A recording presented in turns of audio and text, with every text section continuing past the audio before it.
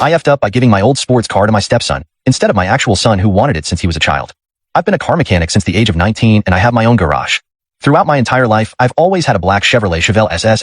After my first marriage went to shambles, I remarried a few years later. My new wife had a son, making him my stepson. Meanwhile, my son from my first marriage was living with his mom, but I saw him quite often at the shop. He dropped by occasionally to say hello or look at the cars I had in the shop. A while later, my ex-wife and son moved a few states away. After that, I spoke to my son mostly on the telephone and saw him maybe once every 4 months. The phone calls became less frequent, and he said he wanted to focus on his schoolwork. Recently, my stepson had his 16th birthday. He was a grade A student, so I decided to give him my old Chevrolet Chevelle. I texted my real son a picture of my stepson with the car on his 16th birthday party.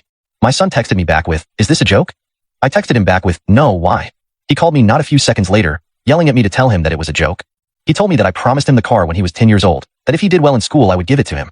The part that made me yell back at him through the phone was when he called me a lousy father that didn't care about his real son.